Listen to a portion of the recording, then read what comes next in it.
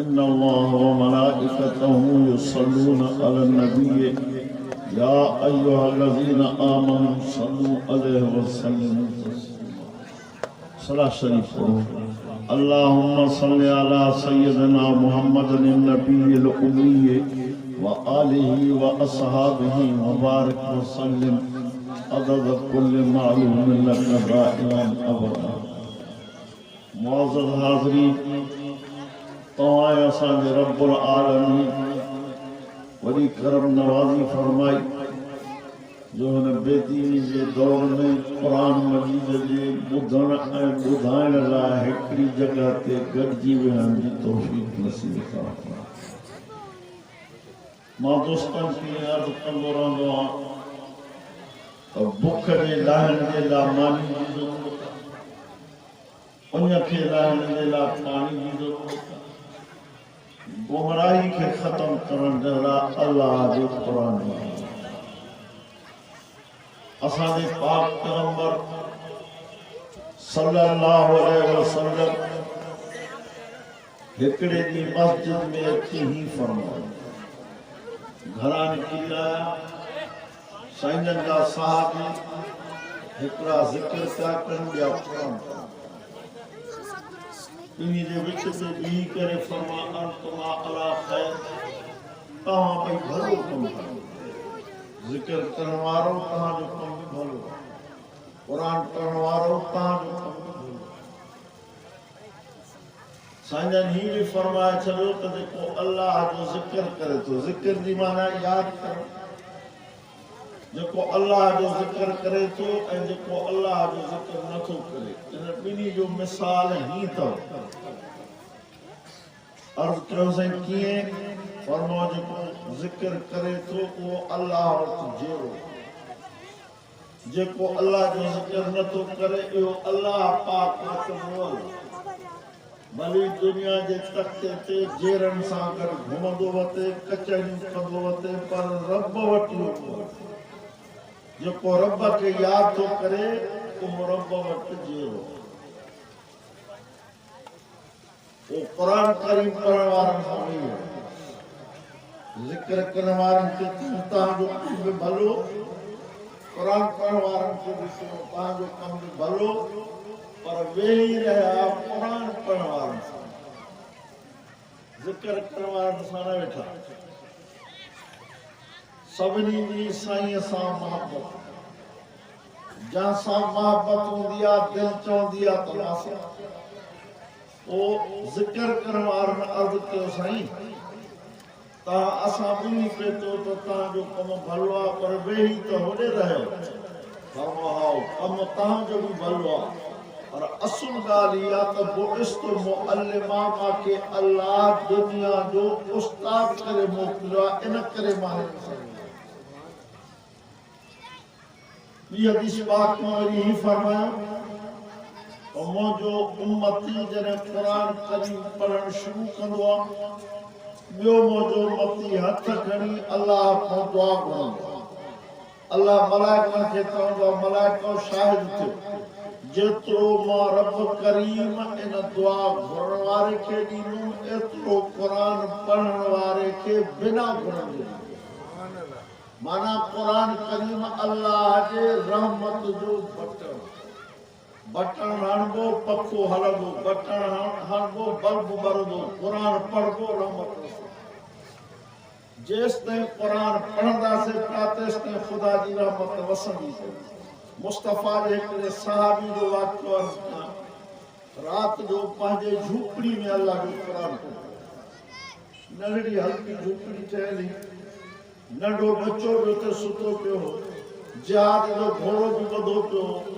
जीअं कुरान पढ़े पियो तीअं घोड़ो पढ़े। वो कुरान करीम जी तिलावत पूरी करे ॿाहिरि निकिरी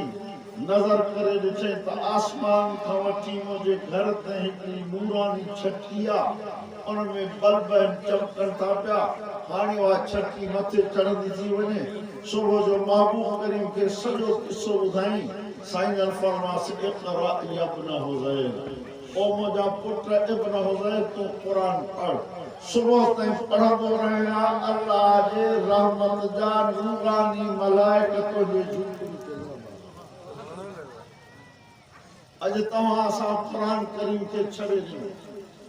तंहिं करे मर्ज़नि अची असांखे वेढ़ियो आहे मिशकात शरीफ़ मुस्तफ़ा जे हदीस जो किताब आहे उन में ताज़ो मां हिकिड़ी हदीस लिखी हदीस तमामु डिघी आहे पर वक़्तु नमाज़ जो वक़्तु थी वियो सिर्फ़ु हिकिड़ी ॻाल्हि उन हदीस मां तव्हांखे ॿुधाइणु चाहियां मुस्तफ़ा करीम सल्लल्लाहु अलैहि वसल्लम फरमायो जॾहिं मुंहिंजी उम्मत में ज़िना घणी थींदी त मौत घणी थींदी हाणे तव्हां भिटायो ऐं वरी हीअं बि फरमायो त हिननि अखियुनि सां बि ज़िना थींदी अथव कननि सां बि ज़िना थींदी अथव हथनि सां बि ज़िना थींदी अथव पेरनि सां बि ज़िना थींदी अथव बाक़ी असां वारे ओघड़ खे ठपे हणण जो मौक़ो मिले या न मिले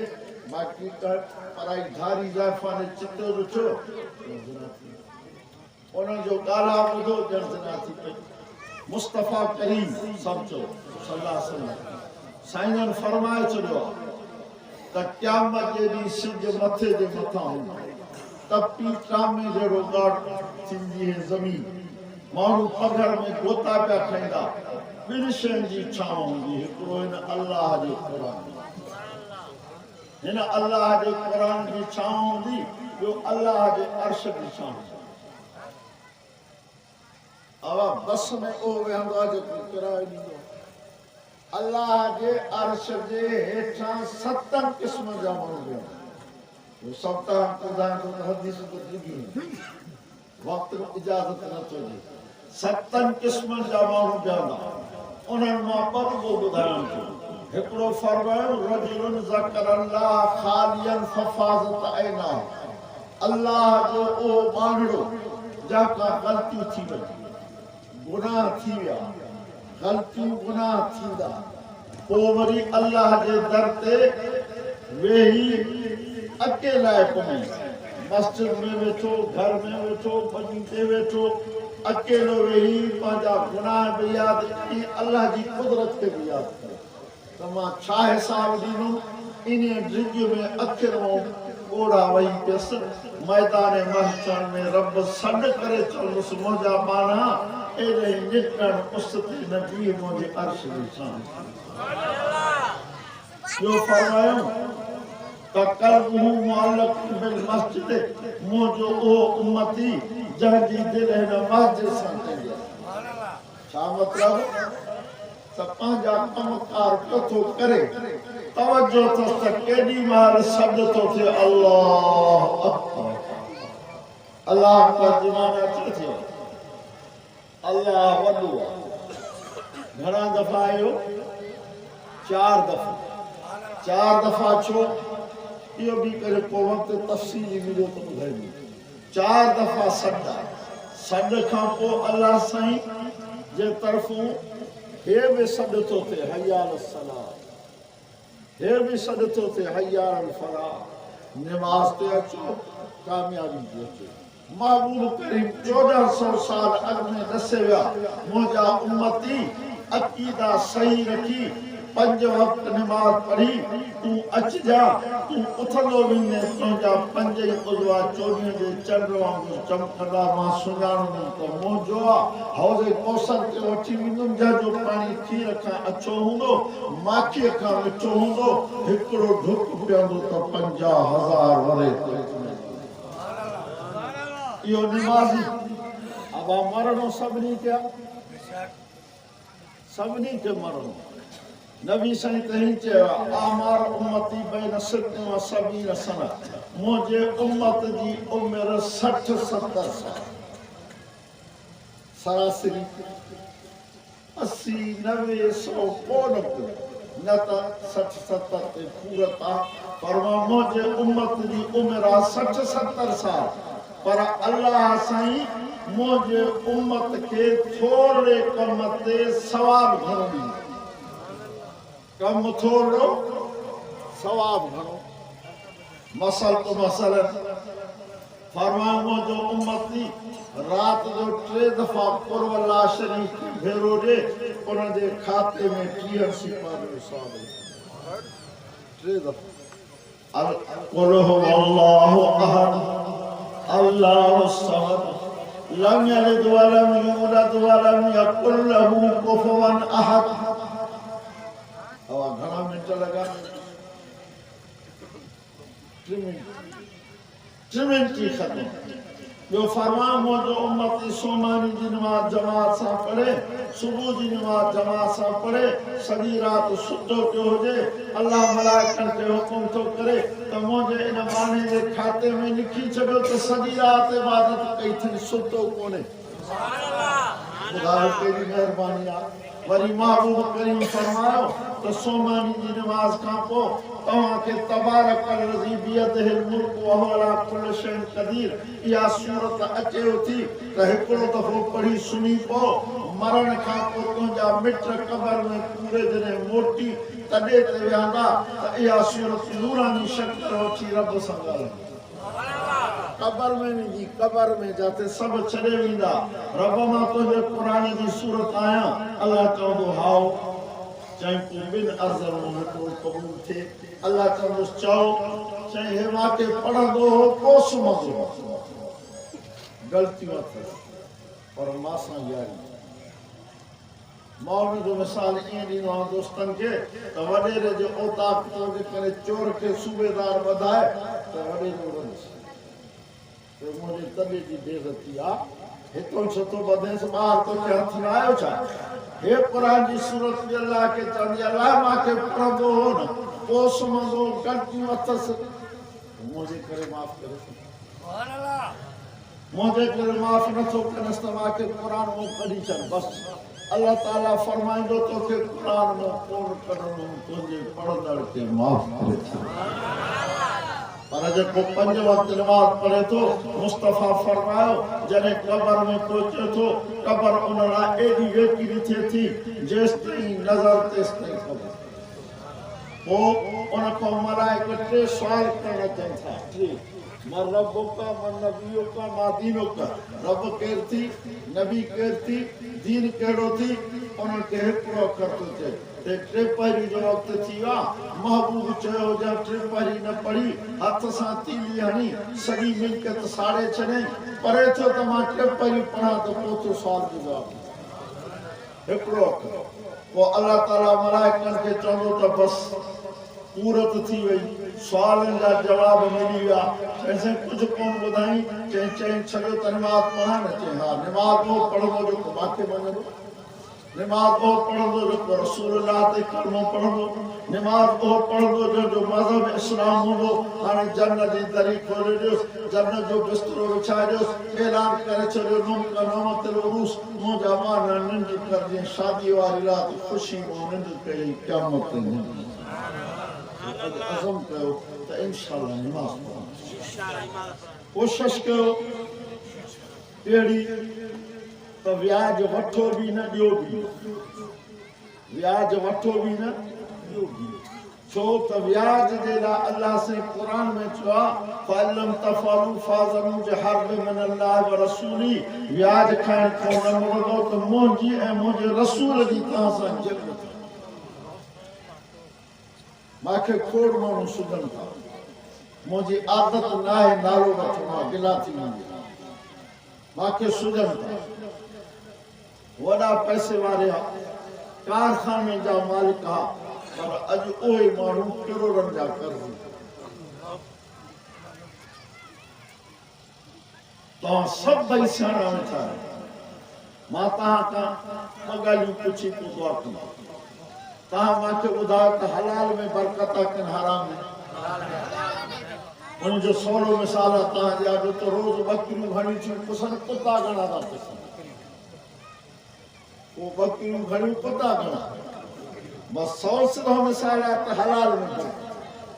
हराम में बरकत कोन्हे। हराम में अखियुनि जो ढो आहे त हेतिरा किरोड़ आहिनि, पर हाणे तव्हां पाण सियाणा ॾिसो था जिन वटि किरोड़ आहिनि न उहे पंहिंजे नाले ते खातो नथा खोलनि, बेनामी खातो बेनामी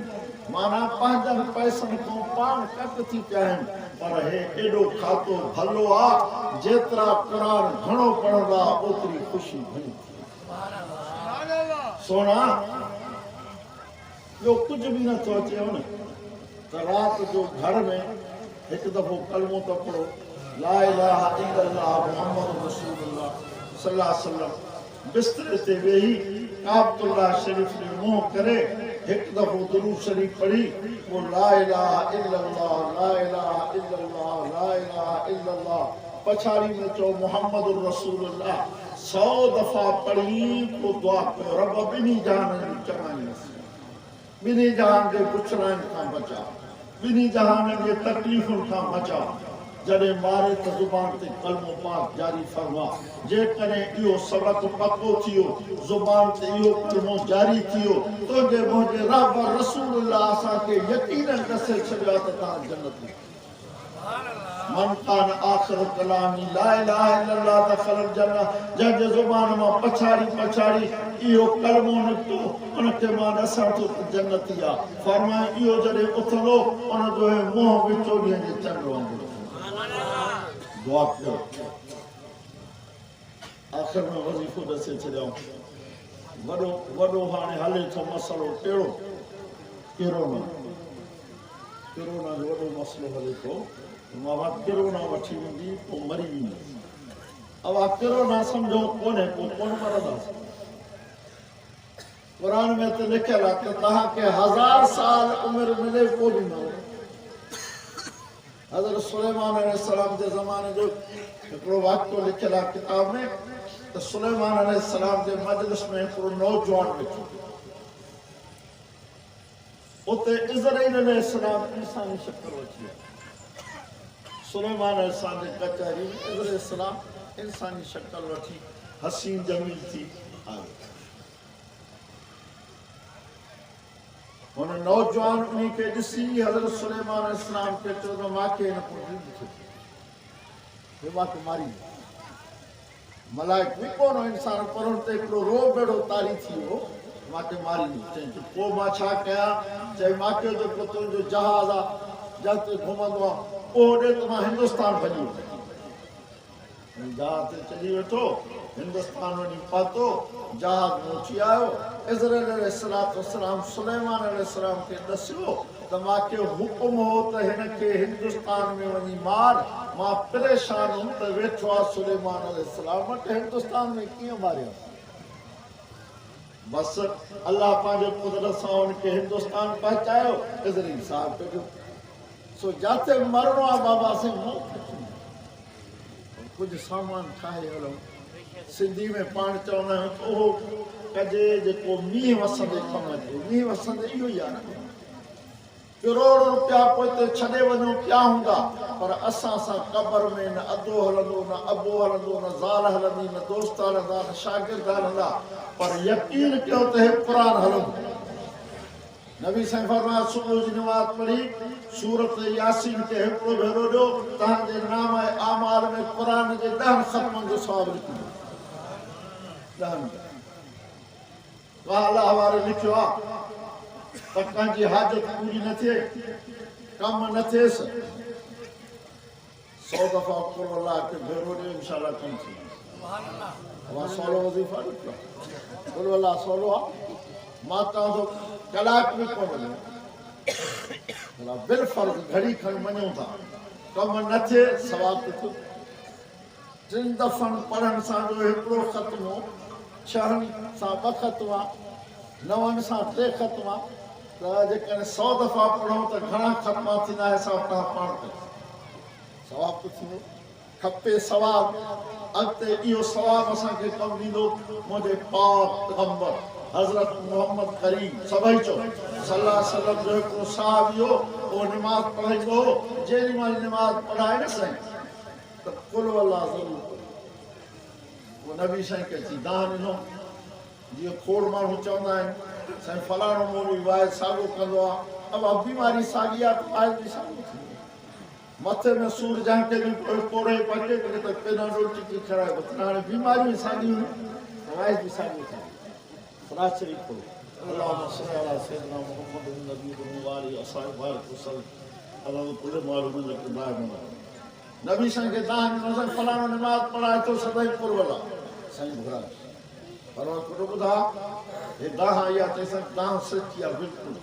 जे छो पुरवला पढ़नो सदाई जैसे मुझी पुरवला सा एडी मोहब्बत थी मां तो के छा बुधाया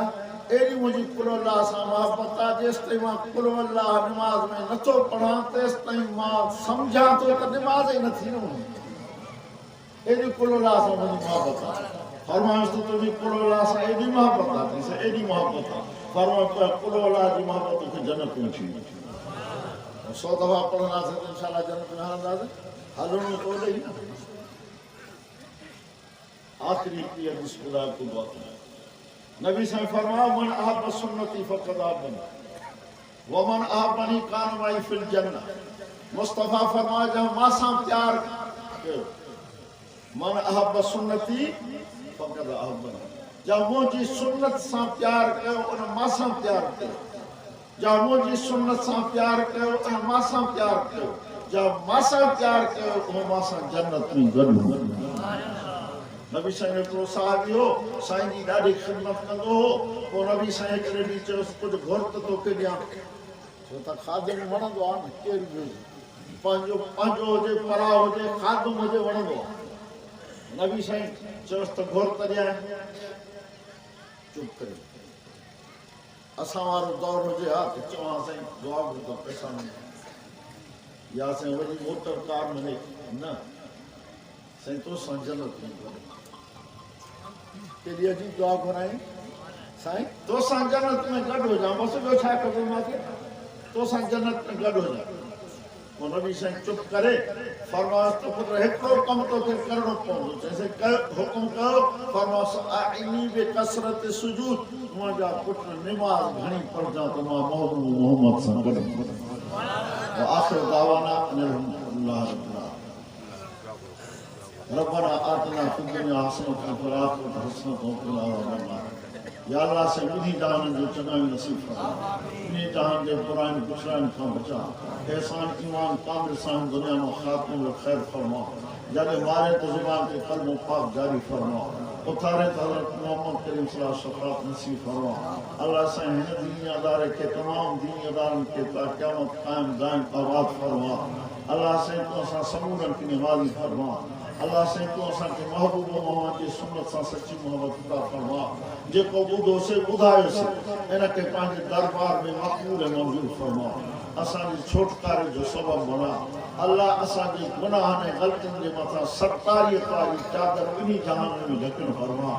अल्लाह मुस्तफ़ा व सिद्दीक़ जमीआ सत्तार फी दुनिया व आखिरत अल्लाह इन्ना नसअलुका मिन खैर मा सअलका मिन नबिय्यिका मुहम्मद सल्लल्लाहु अलैहि वसल्लम व नऊज़ु बिका मिन शर्रि मा सअलका मिन नबिय्यिका मुहम्मद सल्लल्लाहु अलैहि वसल्लम अंतल मुस्तान व अलैकल बरात सल्लल्लाहु तआला खैर खल्क़ी मुहम्मद व आलिहि असहाबी अजमईन बिरहमतिका ला इलाहा इल्लल्लाह